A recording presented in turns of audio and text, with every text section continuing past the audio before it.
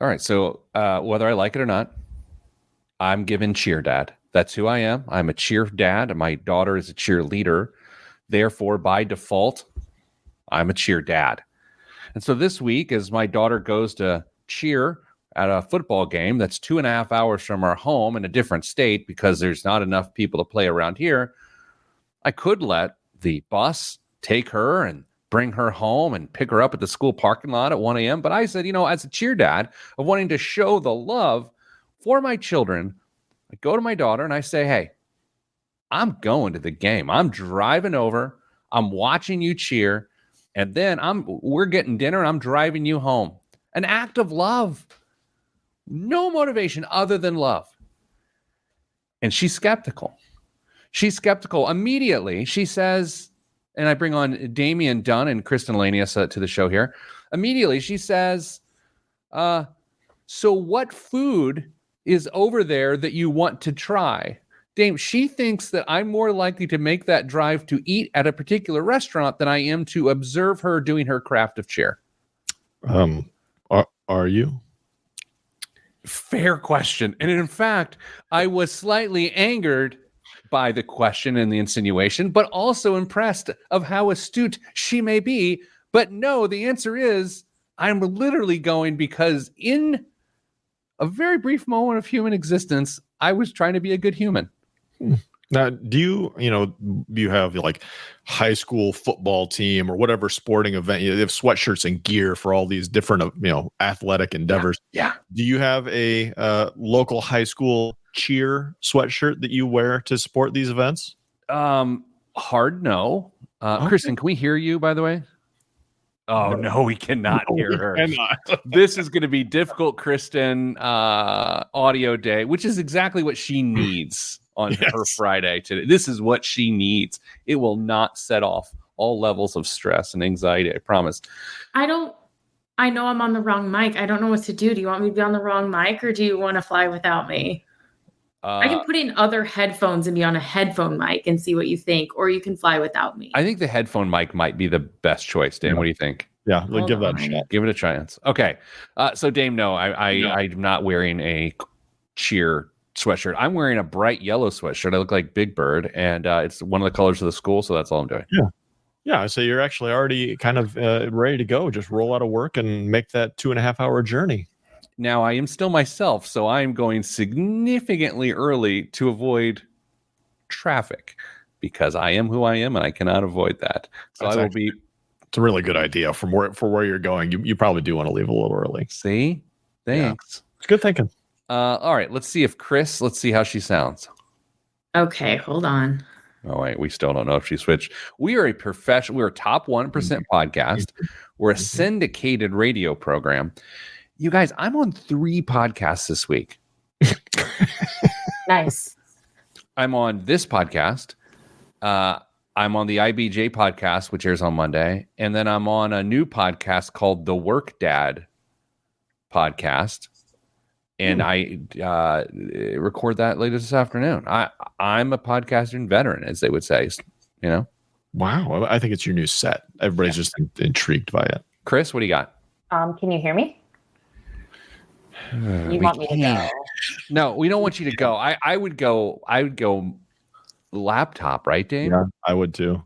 Guys, hold on. This is trash.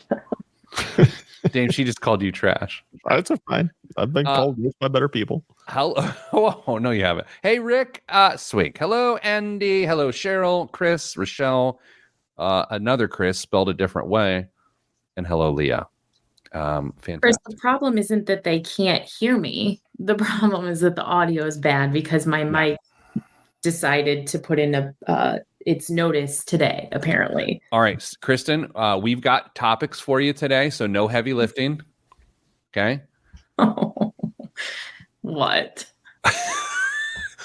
Kristen, I'm so excited for the day you're going to have. I may, on the way to Ohio, swing up, bring you several bottles of booze, and then head on over to Ohio. Wait, what's wrong with my day? Well, no, I just, it's starting out fun here. Okay, listen, here are the topics. Oh. Who are the main financial benefactors of youth travel sports? Okay. That's a topic I've been exploring here recently, and I will share my findings with you. Number 2, end of Q3 stock picks, or end of Q2, whatever. Q3, almost at the end of Q3 stock picks. Yeah. And then finally, what is it, Dame? What is financial crushers? Wealth crushers. Wealth crushers. Things that crush your wealth. Yes. Yeah. Okay. Great. Kristen, are you ready to rock? Yes, sorry, I was distracted. The ambulance is next door. Go ahead. Do you need to go?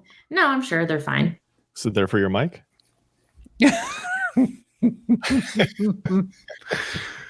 I wouldn't test me today.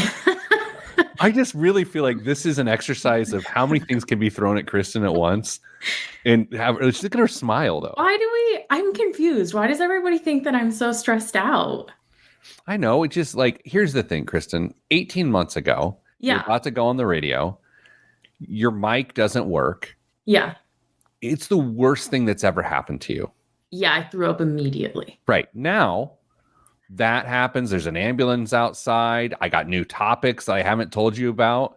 I'm just trying to commiserate the fact that you've grown so much that it doesn't even bother you anymore. Growth Award 2024. Just remember that. That's what I'm gunning for.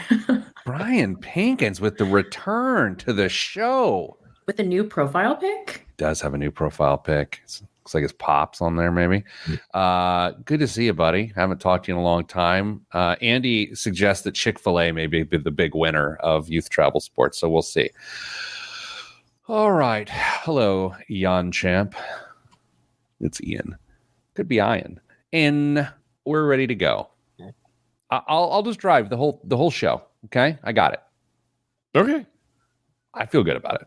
Okay. In 3, 2, 1.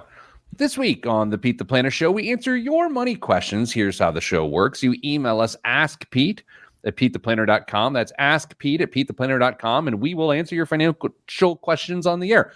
Do we sell you things? No. Do we say call us during the work week and let us sell you things? No. The entire point of the show, as it's been for 15 years, is just to talk about money, have a good time, and maybe you learn something, maybe you giggle, maybe you leave us a terrible review online. Damian Dunn joins us. Hello, Dame. Good day. Literally no relation. None whatsoever. We haven't really checked, though. You refuse to. Correct. And Kristen Elanius is here. We are also not related. Hello. We haven't really checked. No, we have not. All right. So I don't know if you guys know this, but I get a paycheck every 15 days or so. And it feels like most of that paycheck goes towards one industry. And you're looking at me now because we're on a live stream. The radio audience can't see me. And Dame, you're seeing it and you're thinking fast food. No, the answer is the youth sports industrial complex. I am in a situation of which I have previously publicly disclaimed as a horrible thing, but it's my reality. A tremendous amount of money in my life and over the next several years and in the previous several years, I've gone to youth travel sports. Dame, you are in a similar boat. And Kristen is simply the skeptic. And so what I want to do today is I want to explore from a percentage standpoint, who wins? Who is actually holding the bag when you think about all the money that's paid into youth travel sports? And so before we get going on this, questions? Anyone need any more context? Anybody have any disclaimers they want to make? No, I think I'm ready to go with this.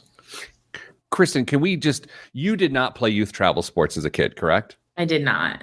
And you currently, your dogs could be in agility contests, but they are not. But they are not. Because they're currently sleeping and snoring while you broadcast right now. Correct. Okay. Dame, you did do some travel? No? Yes? Yeah, 2 sports. Okay. And you are involved now? Yes. Same. Okay. Kristen. 8. Who do you think is the highest percentage winner of the youth travel sports industrial complex, who is the single industry entity that wins the most? I'm going to give you some options here. Okay. We've got leagues, like I signed up for this league. Mm-hmm. We've got tournaments. I host a tournament. We've got coaches, right? Actual coaches. We've got trainers. We've got sports equipment companies. We've got gasoline manufacturers. We've got hotels. We've got restaurants. And then equipment. I don't know if I said it, equipment and gear and uniform companies. So everything feeling, Dame? Clarifying question. When you say leagues, are you talking about the local association that you belong to or the national? If there are fees to go to the national level? Well, there's some of that, but it's sort of like with I'll just go travel soccer, for instance. To be part of that travel program, there is a fee to be part of that program, and it is non-marginal. Right? Correct. Okay. Kristen, go ahead. Here we go. Who is the number one benefactor of the finances of youth travel sports? You said like gasoline. Is that all things transportation? It is. That's who I think is indirectly the biggest benefactor. Dame? Restaurants. Travel and accommodations, 40 to 45% of the overall spend, which includes hotel stays, transportation, gas and flights, and dining on the go. Mm-hmm. Now, let me give you an example of what's happening this week in my life in travel sports. I'm driving 10 minutes. I'm spending that amount of fuel. I'm not getting food. The team we're playing is coming from a west suburb of Detroit, is staying here overnight, is having dinner here, breakfast here, lunch here, and drove here. And so that is their spend for the weekend. And 3 weekends from now, I am that person in St. Louis, Missouri. Mm-hmm. Okay, so 40 to 45%. Kristen, you look shocked. At the risk of sounding insensitive, that is ridiculous. What part? Breakfast? The whole thing. Are you just waking up to this idea that this occurs? I'm judging you hard. That I'm driving 10 minutes? No, that next week you're driving to St. Louis. Oh, you have we not talked about this internally? This is insane. Oh, you have no idea what I'm not saying right now. All right, next up, registration fees and club dues at 25 to 30%. So, for any sort of travel program, you're going to see between a $1,000 to $5,000 a year to participate as an athlete. Kristen, you really are shocked. You have no idea this occurs. Look at Dame. Look at her. Yeah, I mean, I knew it was ridiculous, but for why? Tell me why. For why? For why? For why is the best phrase on the history of this program. For You've why? You've never heard me say that before? I've never heard you say for why. Oh, well, why? Why what? Why do you subject yourselves to this? Okay, so I just want to say your perspective you have right now is a perspective that I had about 10 years ago and publicly had the same emotion that you're having right now. But once you get there, what you realize is, okay, this is a person getting physical activity, learning to perfect a craft, learning to work with others, learning to take direction, deal with authority, deal with failure, deal with victory, and you still look skeptical. And they can't do that in Indianapolis, Indiana. Not one thing you described is not available in your city. Dame, she's literally repeating my argument from 10 years ago. I think it's really, I'm arguing with myself. This is fantastic. Dame, do you want to help me or do you just want to sit back and have a cocktail and watch us go? No, because this makes absolutely zero sense. You and I are both aware of it. We can rationalize it as much as we want, but the amount of money that is spent amongst your family and my family on travel sports is borderline obscene. I think the funniest part about this is now that I'm on the other side of the argument, I remember a family member of mine arguing the case that I'm currently arguing to me when I was arguing Kristen's case that she's arguing to me. And boy, have the turntables have turned. All right. So, Kristen, next is equipment and gear, 15 to 20%. Dame, are you in the least expensive travel sport as a family as it relates to gear? You can get away with not spending very much, but on the other hand, you could buy potentially one, we'll call it a uniform for competition that really only lasts about 10 to 12 wears. And they are, I mean, if you get top of the line, $500-$600 a piece. Okay, so maybe not at the low end. You know what is got to be at the low end is cross country. Shoes, pair of shoes, water bottle. No way. What do you mean no way? Not now, not anymore, because you have heart rate monitors and fitness trackers and goo, and you go through multiple pairs of shoes a season. I don't think cross country is that cheap anymore. I don't think cross country use goo, and they don't use fitness trackers and heart rate. I think like cross country team goes out and runs. They don't have to, but in the same way that your kids don't have to go to St. Louis to play other children in a sport. I love how much this is completely turned. Man, in just 10 years. Finishing up, coaching and training is about 10% of the spend. And then other miscellaneous items like photography and stuff like that are the remaining 5%. We'll wrap this up when we come back from the break. Kristen has turned into me from 10 years ago, and that is the Pete the Planner show. This is wild. Like I'd say it feels like I'm looking in the mirror, but that in itself feels insulting to you.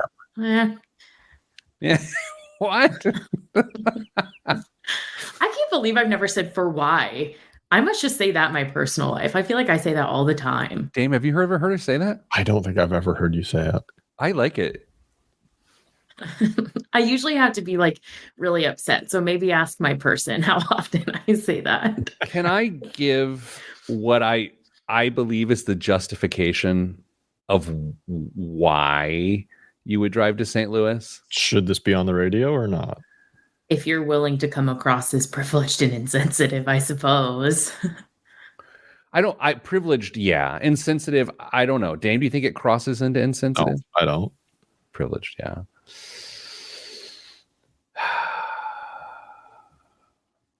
Yeah, now I'm thinking, okay, I'm thinking of both sides here. I'm thinking of, just a choice. Just a choice. And man, I'm really thinking back on the arguments from 10 years ago. And Kristen, you are making them point for point. And they're not wrong.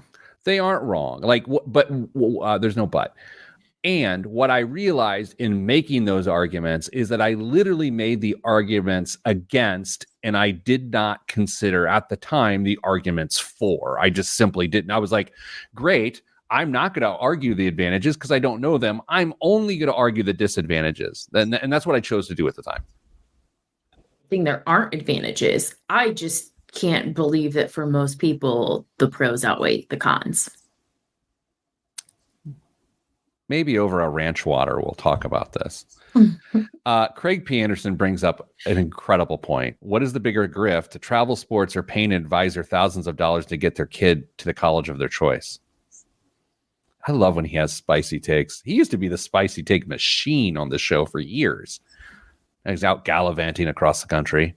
I mean, I guess I would say, what's the point? What's the ultimate goal of participating in those travel sports? If you think you're doing it for the shot at a college scholarship, you're probably fooling yourself at some level.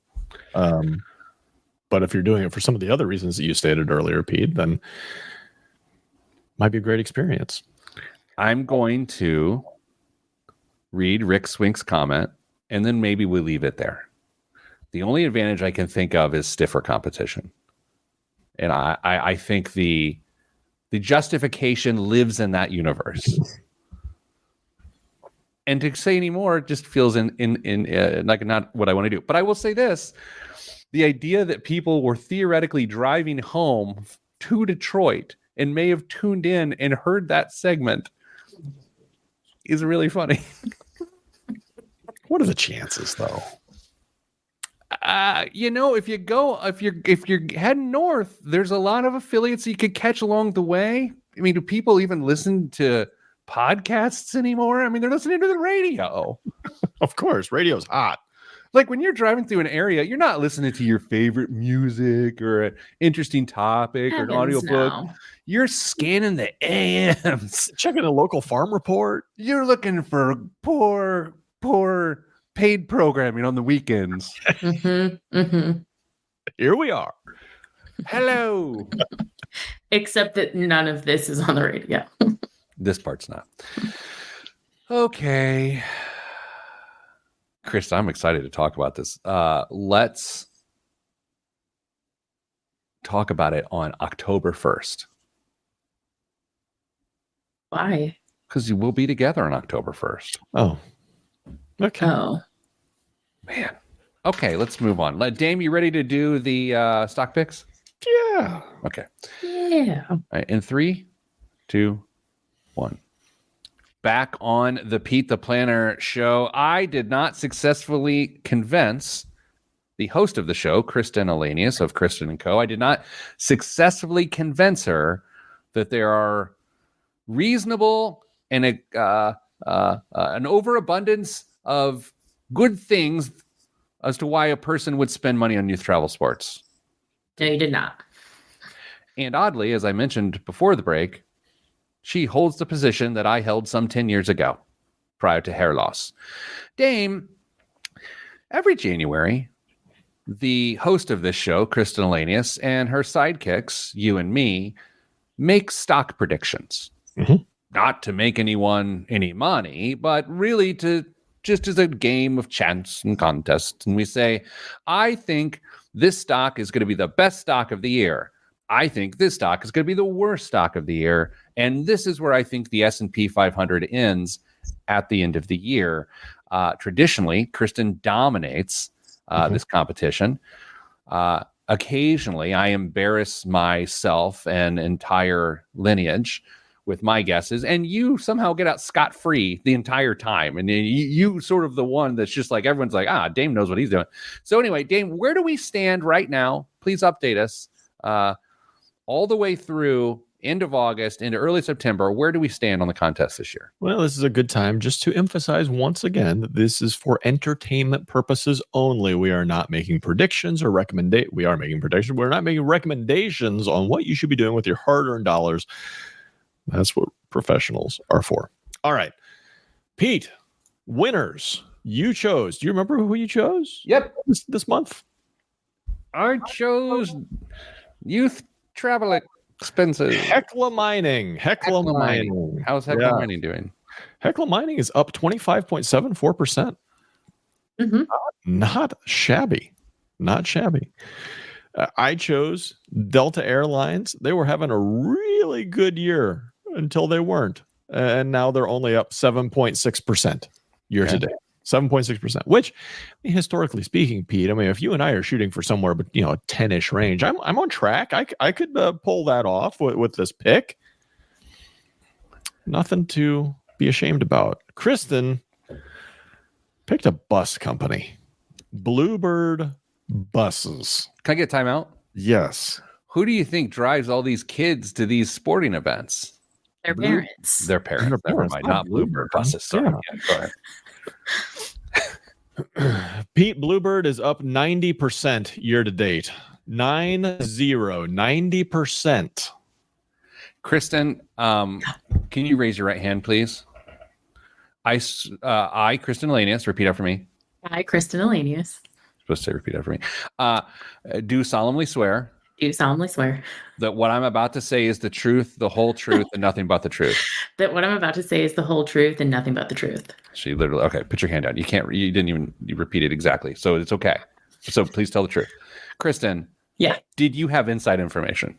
I did not. I just don't believe you. Well, where would I get insider information? Where would you get the Bluebird buses? Are Bluebird buses manufactured like 10 minutes from your house or something? No. They're not an RV company. They're a bus company. It's different. And I just did some clickety-clacketing. I was just Googling. Yes. It's fantastic. Well, congrats, Kristen, on insider trading. That's not funny. Oh, yeah. Oh, I was sorry. By the way, not only are the picks for entertainment purposes only, my accusation that Kristen participated in insider trading was just for jokes. Jokes, Okay. people, jokes. Don't clip this up and send it to the people. Please don't do that. Yeah. Okay. Dame. Moving on to the losers. Kristen, since you barely eked out a win so far on that last one, we'll start with you on the loser side of things. Kristen, you chose AMC. No, not the manufacturer of Pacer automobiles, but the movie theater. She has no idea what an AMC Pacer is, do you? A Pacer's a car. Okay. All right. Hey, there we go. That's pretty good. All right. I mean, I basically said that, and she's just rephrasing. I know what that is. I just didn't know there was a name before Pacer. AMC, American Motor Co. Anyway, Kristen, AMC is down, so that's a good start. 15% year to date. 15%. That is it. 15% year to date. I also chose Beyond Meat for not only financial but philosophical reasons, as you'll remember. Doing a little bit better than Kristen. I'm down 25.5% year to date. That's good for me. Stellar. Not so much for stockholders. Have you softened on your anti meat position? No. My favorite stock pick of the whole year, honestly. Beyond Meat. Everybody is cheering for Beyond Meat. No, I can't say that. That wouldn't be very nice. It's a very Ron Swanson pick, you know? I love it. Yeah. All right. Pete, that leaves you for the losers. Pete chose Big Lots. I don't know if anybody's been paying attention to the news, but Big Lots isn't doing so hot. In fact, I think they delayed reporting earnings this morning, which doesn't bode well. Yes, they did. I didn't see that. Pete, Big Lots is down 92.6% year to date. They are on life support at this point. I have to say, first of all, they're up 9% this morning. So something's up. Number two, and this is the most important part, I'm not cheering for their demise, right? I want people to stay employed, right? I'm celebrating the fact that I'm the biggest loser. That's what the king of the losers is who I am. Yeah. But being up 9% today on a 46-cent per share price is not really a win for Big Lots. Says the queen of insider trading. I mean, if you bought it at the bottom and it sold out, you made 9% on your money. That's a quick little 9% turn. 46 cents. It went from a stock to a penny stock this year. Yeah. Correct. Dame, can we take a quick detour? Oh, we don't have a ton of time, but Dame, did you ever, as you started to understand investing, did you ever go, I'm going to take a look at the pink sheets? Did you ever think, I never did. I'm going to do penny stocks? I did. Did you? Yeah. How'd that work out? Giving Jordan Belfort? No, well, yeah. I did a little bit in college, 1996, 97. Yeah, I was doing Yay. Ooh, early in your career, okay, too. Kristen, how old were you at the time? 2. Okay, moving on. Dame, what are the S&P picks? S&P 500, we all had our own guesses. Pete, you said 14% for the end of the year. I said 6. Kristen said 8.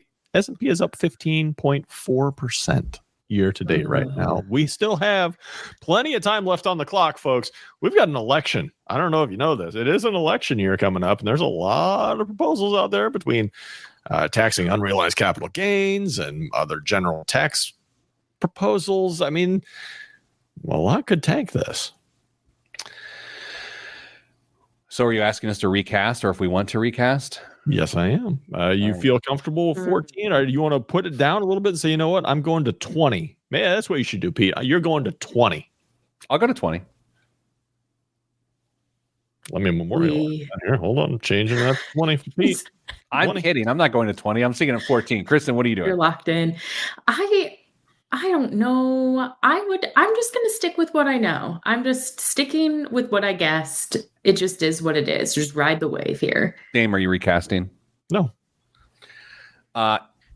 If I were a betting man, which I'm clearly not, I would take the under on my prediction. Really? Yeah, I would, of course. I don't think it's going to be 14. Anyway, here's what we're going to do. After the break, we're going to come back. Wealth Crushers. Dame told me this segment. I don't know what it is. It's next, but you're going to love it right here on the Beat the Planner show. Yeah, Wealth Crushers. Yeah. Dame, I don't know how you feel about the reporting and or accuracy of capital gains on unrealized gains, right? I've been reading it, and I've been reading criticism. I can't parse what is real and what is not real. Like what is hyperbolic and what is not. I just can't figure it out. Thank you. Yeah, I've kind of given up on trying to determine what is actual policy and what is just out there to be consumed in the social media / news space. And I mean, I think there's virtually zero chance of any of that being implemented anyway, but it's not the best policy idea that's ever been floated.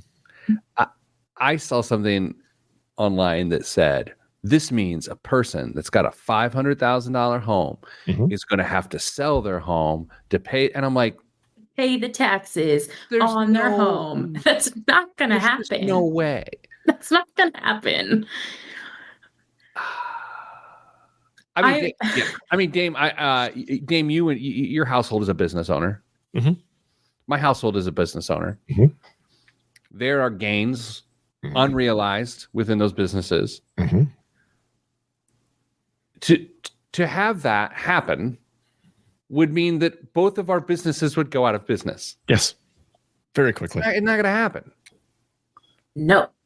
And I also don't believe that it's in that spirit that tax policy was floated. I just can't. I don't know. Because that's crazy. I mean, the one point that one side of the political spectrum always comes back to is unless you make or have over $100 million, it doesn't apply to you, which I think is a little disingenuous based on how the history of our country goes and applying taxes long term. But I would think there would have to be some carve outs for certain things, houses, things like that. But gosh, this would be a wonderful opportunity for the person or party who floated this idea to actually come through with details and make them well known instead of just saying, hey, here's an idea. Think about it however you want and fill in the blanks and either be as scary or as beneficial as you want it to be. There are already carve outs for primary residences. You're talking about getting rid of the exclusion and on top of that, taxing the unrealized gain. Yes. That's literally not going to happen. Yeah, because the dumbest thing here, and again, what I'm not saying is the policy is dumb. I'm saying the arguments going back and forth are dumb, or is currently what I'm saying. That would mean members of Congress would be paying massive amounts of unrealized capital gains tax on their residences because a lot of them, some of their primary wealth is tied up in real estate. So they would it would never happen. But Kristen, let's just say, all right, there's an exclusion. Let's say it goes through that exclusion. Then what? Yeah, but then you're talking about a whole different reality, which is that people's houses are not properly valued on a consistent basis. Yes. Oh, I mean, don't even get me started on who's going to do all the appraisals and trying to figure out exactly how much all this stuff is worth on that's not actively tracked in like a stock market or anything like that. But exactly. But it's completely unrealistic. It is not implementable on a large scale. See, this is why to slightly pivot, this is why I think all the talk about tips taxation, like gratuity taxation, also is going to go dumb, because then people will lower compensation or fees, and then everything will be sent through as gratuity as a tax evasion. I like the spirit of creative ideas of raising new tax revenue or whatever, or shifting the base of tax revenue. But it's how people go to avoid it that ends up creating a lot of the issues then, which I guess isn't the policy's problem, but it's still something the policy has to deal with. Yeah. boy, we figured out nothing. What we did figure out is do not just share random images on Facebook. So you saw that image on Facebook? Yes. I had a friend who's a financial advisor share it. No. And I wanted to jump in and be like, dude. Fired. I mean, he's not my financial advisor. You're fired. Dame, Kristen, act like you don't hear us for a second, okay? Dame, I like the funny visual of Kristen talking into her mic, even though that mic isn't active and it's just a facade. It's like a Hollywood set. Go ahead. Hey, Kristen, how are you? Doing well. How are you? Good. Just funny. I don't know. We are going to get. Go ahead, Dame. I was saying it was like the mic on. Did Letterman have a nice mic on his desk? Oh, that's a good point. Like the little old radio. Totally. The name of that mic. I would love one of those. That would be so cool. You can buy them today. I'll send you the link. The real ones are crazy expensive. Very. The ones that look like old radio mics that are cheap and don't actually work that well, from my understanding. Well, mine doesn't work at all. So, Wealth Crushers in 3, 2, 1. Back on the Pete the Planner show, whether you're driving to the hardware store this weekend or returning home 5 hours away from a soccer match, it's good to talk with you. I'm Peter Dunn. Some call me Pete the Planner. Some call me Dad. Some call me Honey. And those people are here now. Kristen and Dame, hello. hello. If you had to call me Dad or Honey, and those are your only choices, like I don't know how those are your only choices, but if it's like you have to call me Dad or Honey, Dame, what are you going with? Dad. He calls you Dad anyway. He calls me Dad now. Kristen? I feel like I would have to say Dad to just play into the bit. Yeah, yes. I do too. Whew. I call myself Honey when I look in the mirror. I'm like, Honey, you look good today. And positive affirmations. We love that. Then I open my eyes. All right. So Dame, before the show was like, there's something going on online, and it's called Wealth Crushers. Let's see if I can. Hold on. Wealth Crushers. No, that wasn't what I was going for. Wasn't it? The other way. Dame, what are you talking about? So, yeah, I totally saw this online, so I can't claim this idea as my very own.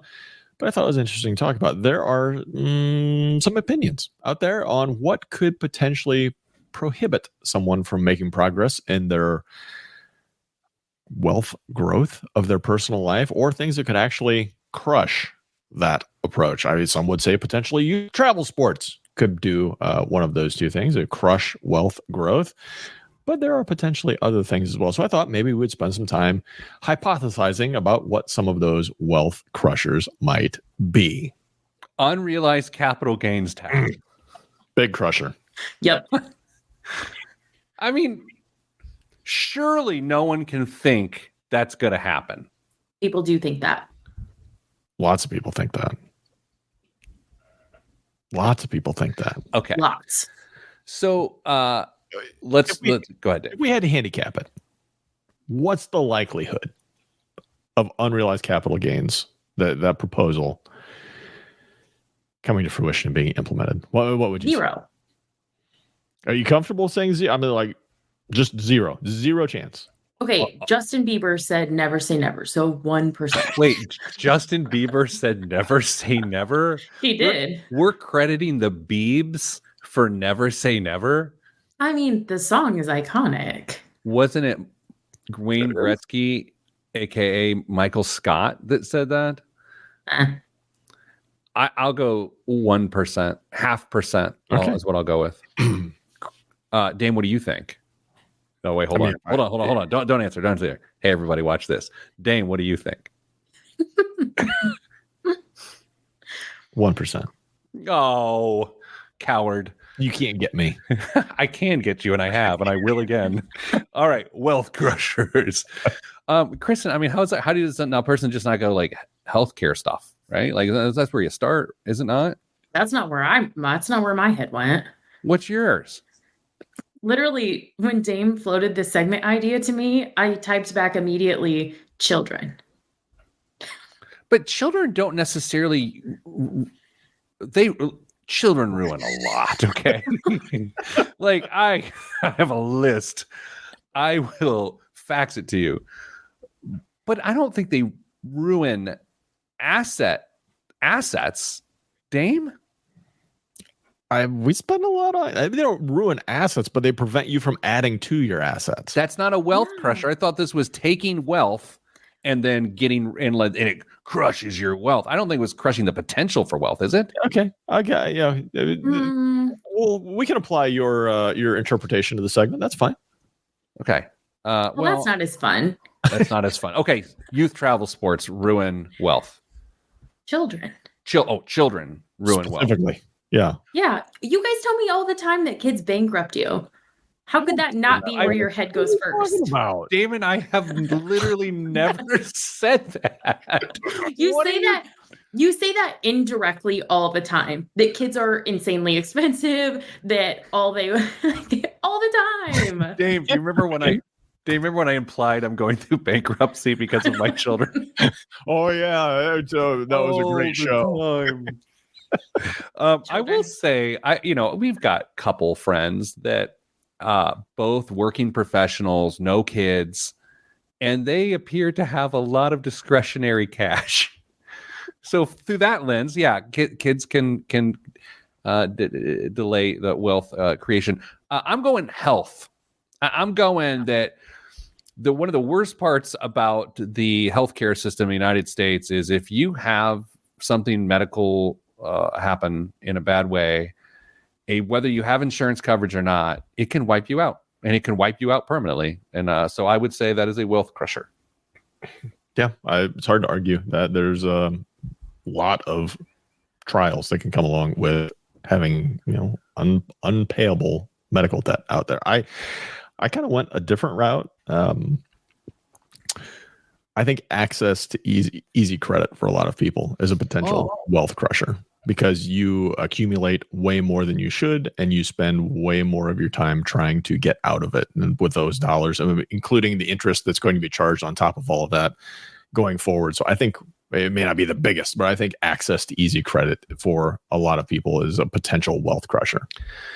I think that's really astute and really interesting. Eric in our YouTube live stream right now says drugs, alcohol, and cigarettes.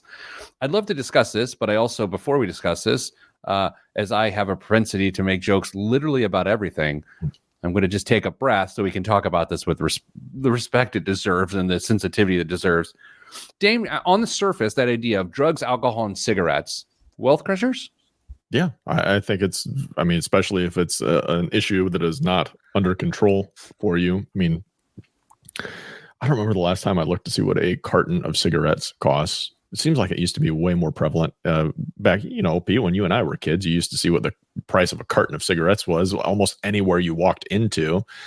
And I can't remember the last time I saw the price of a carton of cigarettes anywhere, but it is, the tax on it is unbelievable. It's got to be close. It's got to be pushing like $75-$80, I would guess, now for a carton. Okay, so no one put this in the chat right now, but I don't know what a pack of cigarettes costs. I think back in the day, Dame, I would have said they were, when we were really young, $2 to $3, and they grew to $5. I have no idea what a pack of 20 cigarettes costs right now. Kristen, do you have any idea? A pack of cigarettes? Yeah. Or a carton? Because he's talking about carton. I'm just talking about a pack. I know how much a can of chew costs. So if I put that in relation, I feel like maybe like $6.25. Depends on your brand, obviously, though. Yeah, I don't know. I would say $8 or $9 is what cigarettes cost a pack now. A bit cheap. I looked up, I Googled price of a carton of cigarettes in Indiana. It ranges between $73 and $93. Wow. So what is that a pack? I don't know how many packs are in a carton. Well, that's not helpful. Does anyone think when Kristen knew the cost of chew that the immediate thing that went through your head was like, find you a girl that can do both? She knows the cost of chew. She knows the cost of stocks. Like, she's got it all. What budget category would that fall under? Love that. Chris notes in the chat, divorce is Marriage. A wealth crusher. Yeah. Wait, hold on a second. Well, hold on Hold on a second. I said divorce, the end of a marriage. And Kristen, you said marriage, which is the beginning of a divorce. Wait, you think marriage is the beginning of divorce? Yeah, marriage is the wealth crusher, not divorce. Well, I mean, those that end up in divorce, yeah. Damn, that's hard to argue against, right? Yeah, I mean, you can't have one without the other. So I guess we're kind of there. But marriage is a great chance to increase your net worth as well. Rick Swink, another listener, making a play for my favorite listener ever, says, taxes are a huge wealth crusher. Yes, they are. I think Jason comes over the top rope with an old joke. It may have been Justin Bieber who said it. Leading cause of divorce is marriage. Yes. All right, let's do this. These have been wealth crushers. I know this segment was supposed to go. No, I don't think so, but it was. No. Oh, man. All right. So coming up after the break, Dame and I on microphones and Kristen will do biggest waste of money and the news. All of that right here is on everyone's favorite radio show and top 1% podcast, Kristen and Co. I appreciate the jab and then you calling the show Kristen and Co to make up for it. It's very Sour Patch Kid when you do that, like sour and then sweet. What? That's what you did. I know. You insulted me. But wait, I love the use of Sour Patch Kids here. Are they ever sweet? I thought they're just sour. Sour Sweet Gone. That's the commercial. They do have sweetness to them? Is this how you guys feel when you bring up stuff from before I was born? Yeah, a little bit, because I honestly, but I've never seen a Sour Patch Kids commercial, because I'm usually all the shows I watch, I'm seeing like commercials for gold, and but Ted loves the Sour Patch, but I didn't know they had a sweetness to them. I feel like I'm living in a dream. This Sour Sweet Gone? How long ago did this commercial air? I mean, back when I used to watch commercials, so pre-streaming. Sour Sweet Gone. I just did it. The Sour Patch Kid would do something mean to someone, and then they would apologize, and then the person would forgive them. That was like their tagline. That's what you just did to me. Was this on during like Clarissa Explains It All, like on Nickelodeon? I don't know what that is. Kim Possible. Yeah. Kim Possible. Okay, let's do the show. Let's just keep it moving here. In 3, 2, 1. This week's biggest waste of money of the week, right here on the Pete the Planner Show, is TimeSense launch capsule. It looks like a clock. In a way, it is, but it's not meant to tell the current time. Instead, the TimeSense launch capsule marks the passage of it from an event of your choosing. Pull the pin and it begins counting up, showing the days, hours, minutes, and seconds on a pair of LCDs stored safely inside a handsome borosilicate glass tube with galvanized aluminum end caps. Use it to mark the birth of a child, a personal achievement, or any other momentous event, and know that you'll be reminded every time you look at it, or at least until the 2,738-year timer runs out of room. Just be careful. Once the pin has been pulled, the timer cannot be reset. Kristen, what would you believe the cost to be for something that can, for instance, you pull the pin after your last speeding ticket and you're like, I haven't gotten a speeding ticket in 3 months, 4 days. Like, what do you think this thing costs? Did you tell us how large this thing is? I can. Its width is 6.85 inches. Its diameter is 1.5 inch, and its weight is just 10 ounces. Oh my gosh, it's so small. Sure to get lost. Dame's flashlight in his pocket currently right now might be bigger than this. Oh, he's reaching into his pocket. He's pulling out what looks to be 6 inches. Yeah. I mean, it's smaller, but it's okay. Okay. Not that long. This thing is a giant waste of money, and it's $72. Wow. Okay. Dame? What happens if the battery runs out? Oh man, well, I mean, maybe the timer is how long until the battery runs out. That's what it's. You pull it, and it just like how it pulls like the little thing separating like the battery, and all it is a timer of how long a battery lasts. That's the whole thing. It's amazing. How much, Dame? $175. 420 Oh my word. American dollars. Before we move on, Kristen, if I gifted you one of these, what would you pull the pin for? First of all, I would ask if you got a gift receipt. And, I don't know. Are you kidding me? Dame, do you have something that comes to mind? I mean, for kids, that makes sense. I can understand that. That's probably it. I can't think of anything funny. I would pull it when Mrs. Plater starts to give me the silent treatment, and I can just see how long it lasts. Dame, what's in the news this week? TikTok creators, they had outsmarted the largest bank in the country. Turns out they just reinvented stealing. This weekend, a glitch allowed people to deposit bad checks at Chase's ATMs for exorbitant amounts of money, have the credit appear in their accounts, and then withdraw some of it before the bank caught the mistake.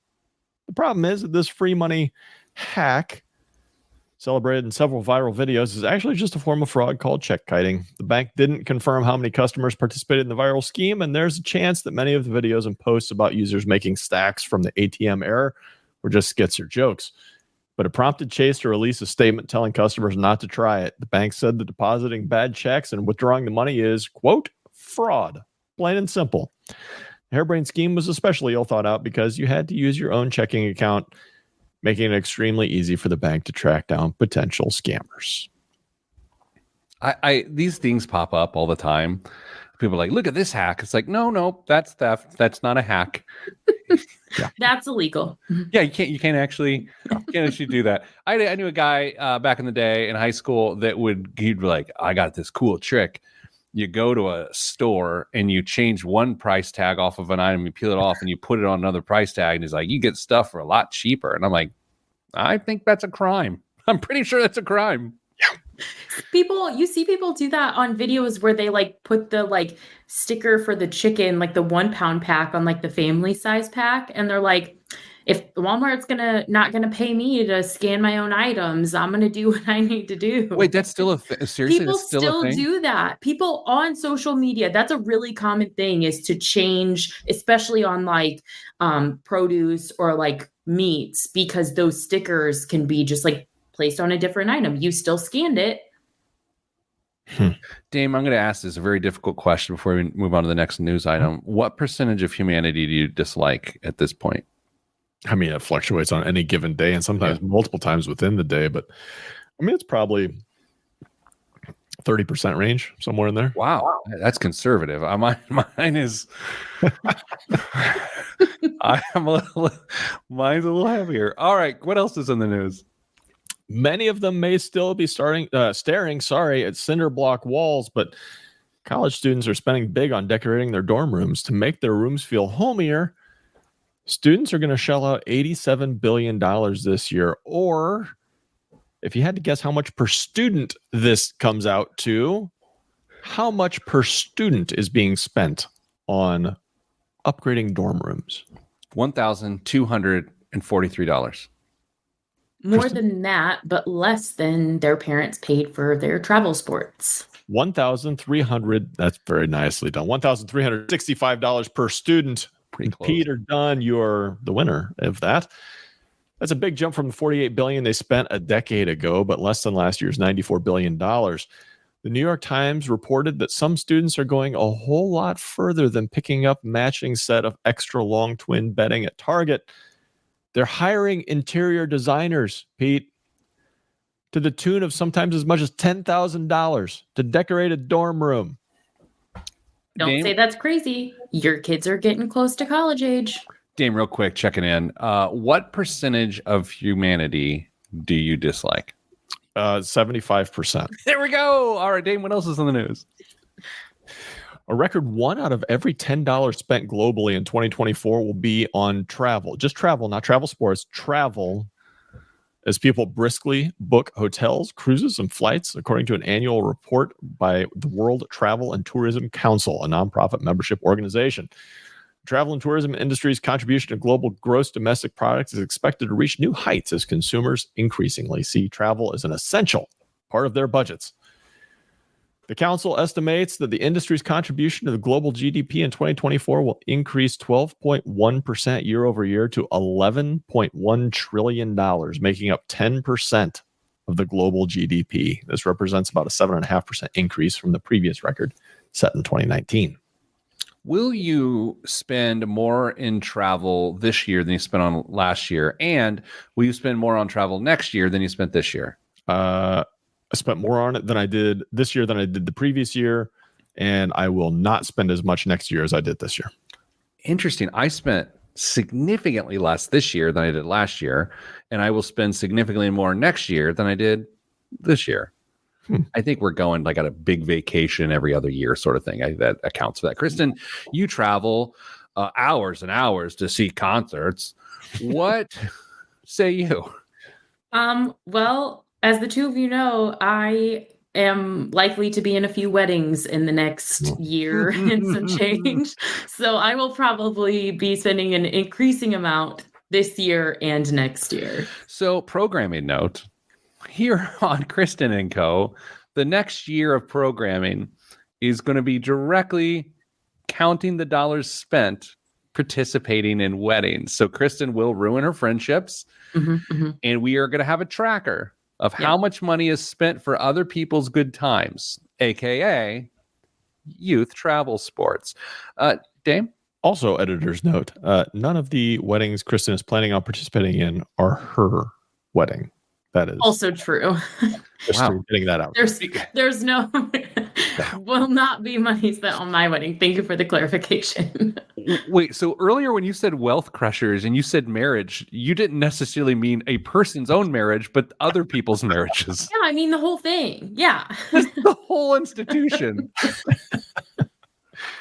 It's the best show we've ever done today. All right, that's it. Send you good vibes because good vibes are all that's in the budget. I'm Peter Dunn. That's Kristen Elanius. And that's Damian Dunn. And this is the Pete the Planner Show. It felt like an old school outro where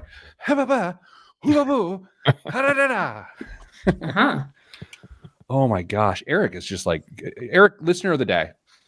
He said this 3 times today. A coworker went to 13 weddings this year in 4 countries. Okay, you know what I call that? Quit your job. Like, stop having coworkers. You know, it's just like that's terrible. That's a fourth of the year. A fourth of your weekends are spent at weddings. Okay. Andy's got a good point. I want to see the comparison. What either Dunn spends on youth travel sports versus what Kristen spends on wedding involvement. Yeah. What's more pointless? My kid learning how to do something or watching 2 people could have gone to the town justice or whatever. Excellent point. I didn't disagree with you. Also, you go to concerts. Don't you have an MP3 player?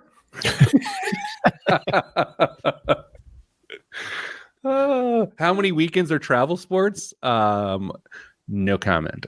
Yeah.